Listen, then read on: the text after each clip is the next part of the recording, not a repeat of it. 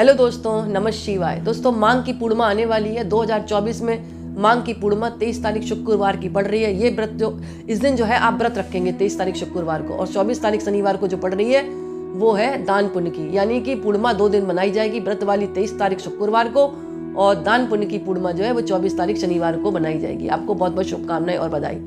दोस्तों, ये तिथि जो है भगवान विष्णु और माँ लक्ष्मी को समर्पित है।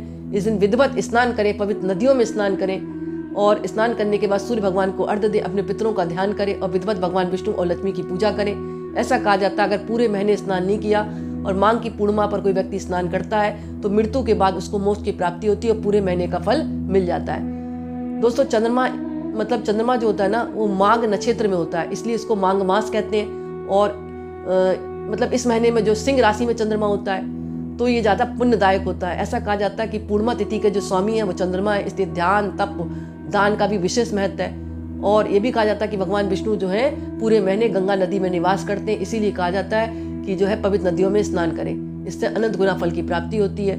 और ये भी कहा जाता है नरक लोक से मुक्ति की मिलती है अगर कोई व्यक्ति स्नान करता है, गंगा नदी में कोई स्नान करता है तो नरक लोक से उसको मुक्ति मिलती है। दोस्तों, इस दिन आपको तिल मिलाकर भी स्नान कर सकते हैं आप। अगर घर पर स्नान करें थोड़ा सा तिल डालकर स्नान कर लें, हल्दी डालकर स्नान कर लें। और अगर बाहर भी जा रहे हैं तो थोड़ा सा तिल ले जाए, हल्दी ले जाए, वहाँ गंगा नदी में या तालाब पोखर कहीं भी स्नान कर रहे हैं तो आप कर सकते हैं। और उसके बाद आपको जो है शाम के समय सत्यनारायण की कथा पढ़ें, पंजीरी बना सकते हैं, पंचामृत का भोग लगा सकते हैं, तिल मिलाकर छोटा सा हवन कर सकते हैं और कनकधारा स्रोत का पाठ करें। शाम के समय श्री सूक्तम का पाठ कर सकते हैं, भगवान विष्णु के सहस्रनाम का पाठ कर सकते हैं, कोई भी मंत्र आप जाप कर सकते हैं। सब प्रथम तो स्नान करने के बाद एक लोटे में हल्दी मिलाकर आप लेप बनाएं, लोटे में किसी पात्र में मिला लें।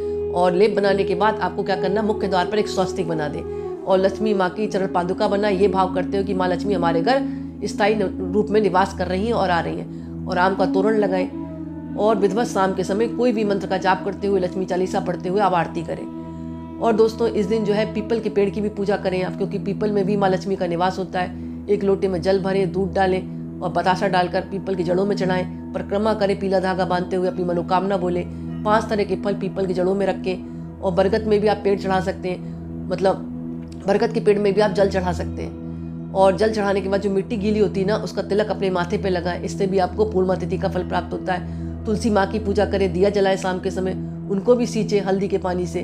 केले के वृक्ष की पूजा कर सकते हैं, वहाँ भी दिया जलाएं और हल्दी के पानी से उनको भी सींचे। गीता का पाठ करें, क्योंकि कहते हैं अगर कोई गीता का पाठ करता है कोई माघ की पूर्णिमा के दिन, उसको भगवान विष्णु का सदा आशीर्वाद बना रहता है, नकारात्मक शक्तियाँ दूर होती है। और प्रदोष काल में शाम के समय भगवान शिव के मंदिर जाकर पूजा करें, उनका अभिषेक करें, सफ़ेद चंदन लगाएं और सफ़ेद फूल चढ़ाएं भगवान को। साबूदाना की खीर बनाकर भगवान विष्णु और भगवान शिव का भोग लगाएं। उसके बाद सब परिवार ग्रहण करें। और पति पत्नी में अगर नहीं बनती है तो शाम के समय एक लोटे में कच्चा दूध और थोड़ा सा चावल डालकर और चीनी डालकर दोनों पति पत्नी ऊपर छत पर जाकर चंद्रमा को निहारें और अर्घ्य दें, मंत्र बोलते हुए ओम स्त्राम स्त्रीम स्त्रोम सा चंद्रमसे नमः, ओम स्त्राम स्त्रीम स्त्रोम सा चंद्रमसे नमः, ओम स्त्राम स्त्रीम स्त्रोम सा चंद्रमसे नमः। अगर ये मंत्र का जाप नहीं देख कर सकते तो ओम सोमाय नमः, ओम चंद्रदेवाय नमः, ओम सोमाय नमः, ओम चंद्रदेवाय नमः करते हुए अर्घ्य दें। इससे भी पति पत्नी में मेलजोल, आपसी तालमेल बना रहता है और कटुता दूर होती है। और इस दिन भूल कर भी अपनी पत्नी का अपमान ना करे पति, इससे भी माँ लक्ष्मी प्रसन्न होती है। और दोस्तों, एक काम करें आप, अगर आपकी कोई बीमारी ठीक नहीं हो रही तो एक आटे की लोई बनाएं, उसमें भीगी चने की दाल डाल दें, चीनी डाल दें, थोड़ी सी हल्दी लगा दें और रोगी के ऊपर से उल्टा बार कर किसी गाय को खिलाया है। इससे जो बीमारी दवाइयों से ठीक नहीं हो रही है, इससे जो है कुछ हद तक उस व्यक्ति को निजात मिलेगी। और पूर्णिमा तिथि से चालू करें, 7 दिन तक लगातार करके देखें, बहुत फायदा मिलेगा। और आर्थिक स्थिति अगर आपकी कमजोर है तो 7 हल्दी की गांठ लें, चावल लें 7 मुट्ठी और एक सिक्का लें, एक पोटली बनाए, माँ लक्ष्मी के चरणों में रखने के बाद अपनी अलमारी में रखें, ये भाव करते हुए कि इस रूप में माँ लक्ष्मी हमारे घर में सदा निवास करे।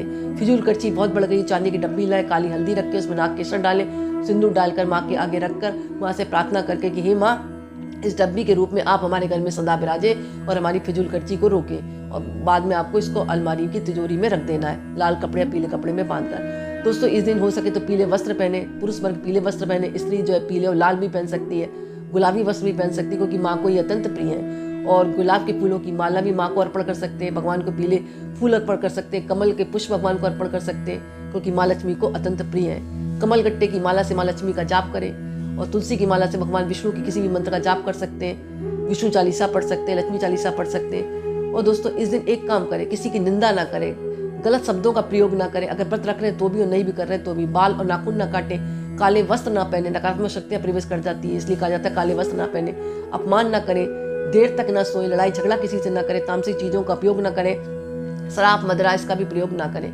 और अपने पितरों का भी ध्यान करें, उनके नाम से दीपक जला सकते हैं। शाम के समय अपने मुख्य द्वार पर एक दिया जो है चौमुखी करके उसमें मोली की कलावा डालकर आप माँ लक्ष्मी के नाम से मुख्य द्वार पर लगा सकते हैं, ये सोचते हुए कि माँ लक्ष्मी हमारे घर पधार रही है। दोस्तों, जितना भी पूजा हम भाव विभोर के साथ करेंगे, पूजा हमेशा दिखाने के लिए नहीं, चाहे आप 2 मिनट की करें लेकिन दिल से करें।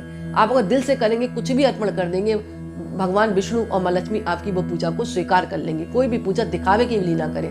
तो इन बातों का आप विशेषकर ध्यान रखें, क्योंकि पूर्णिमा तिथि बहुत महत्वपूर्ण तिथि है।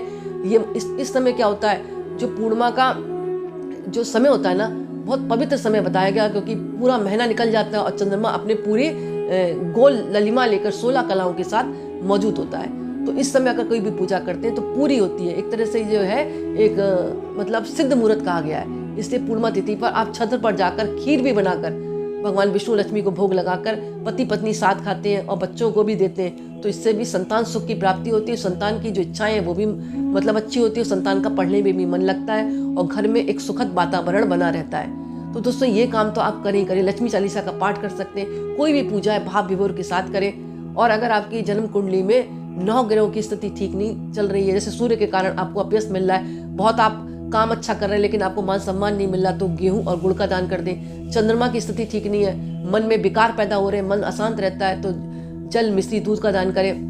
मंगल के कारण आपकी आर्थिक स्थिति कमजोर हो रही है, मुकदमेबाजी में आपको मतलब फायदा नहीं मिल रहा है, तो मसूर की दाल दान करें। बुध ग्रह को ठीक करने के लिए, अगर मान लो बुध ग्रह आपका खराब है जन्म कुंडली में, तो त्वचा की समस्या होगी, माड़ी आपकी ठीक नहीं होगी, बुद्धि आपका मतलब ठीक तरह से काम नहीं करेगी, तो आपको क्या करना है, हरी चीज़ों का दान करें। आंवला करें, हरी मूंग भिगोकर चिड़ियों को खिलाएं, हरी फल सब्जियां हैं वो दान करें। और गुरु की स्थिति ठीक नहीं है तो सेहत खराब हो सकती है, तो केला है, मक्का है, चने का दान करें।